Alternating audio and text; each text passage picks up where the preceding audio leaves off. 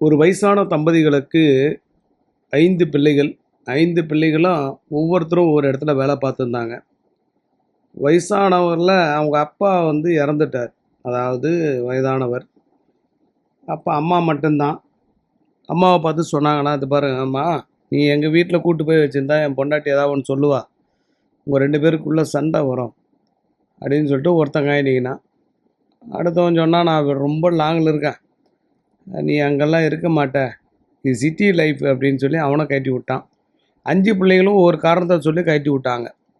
சரி, கடைசியா முதியோர் இல்லத்துல சேர்க்கணும்னு முடிவு பண்ணிட்டாங்க. "நாங்க அமௌண்ட் குடுத்துர்றோம். முதியோர் இல்லத்துல சேரு" அப்படின்னு. அந்த முதியோர் இல்லத்துல சேர்க்கறதுக்கு யார் அமௌண்ட் குடுக்குறதுன்னு அவங்களுக்குள்ளவே ஈகோ பிரச்சனை வந்துச்சு.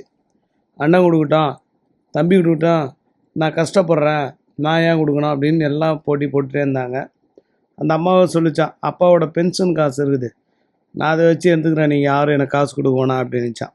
சரின்னு சொல்லிட்டு முதியோர் இல்லத்துல சேர்த்துருக்காங்க. முதியோர் இல்லத்துல கொஞ்ச நாள் கழிச்சு அந்த அம்மாவுக்கு ரொம்ப உடம்பு முடியாம போச்சு. அப்போ சொன்னாங்க, "என் புள்ளைங்கள ஒரே முறை பார்த்துக்கிறேன்" அப்படின்னாங்க. 5 புள்ளைங்களுக்கு ஃபோன் அடிச்சாங்க. இந்த மாரி உங்க அம்மா சீரியஸா இருக்காங்க. வந்து பார்க்க முடியுமான்னு. ஒவ்வொருத்தரும் ஒரு காரணத்த சொன்னான். "நான் அங்க இருக்கேன், நீ இங்க இருக்க. நான் நேரம் கிடைச்சா வர்றேன்" அப்படின்னு சொல்லி எல்லாரும் எங்களுக்கு வேலை இருக்குதுன்ட்டாங்க. அப்போ அந்த அம்மா சாவும்போது ஒண்ணே ஒண்ணு தான் சொல்லிச்சாம். "இறைவா, என் வீட்டுக்காரர எனக்கு ஒரே முறை காட்டுங்கன்னு." வீட்டுக்காரர் வந்திருக்காரு, ஆத்மாவா. அவர் சொன்னாராம், "என்னம்மா என்னாச்சு? நீங்க இல்லாம என்னால இருக்க முடியலைங்க. நீங்க இல்லாம கொஞ்ச நாள் வீட்ல இருக்கலான்னு பார்த்தேன். காமக்கொடூரர்கள் மிஸ்ட் கால் குடுக்குறானுங்க, தேடி வர்றானுங்க, கதவு தட்டுறானுங்க, அன்டைம்ல பேச வர்றானுங்க. ஆண்கள் ஒரு வீட்ல இல்லன்னா, அந்த பெண்ணுக்கு எவ்வளோ டார்ச்சர். எனக்கு 57 வயசாகுது. எனக்கே இவ்வளோ டார்ச்சர் பண்றாங்க. அதுக்கப்புறம் நான் பிள்ளைகள்கிட்ட இதெல்லாம் சொல்லல. முதியோர் இல்லத்துல சேர்ந்துட்டேன். இப்ப நான் சாவர நிலைமையில இருக்கேன்.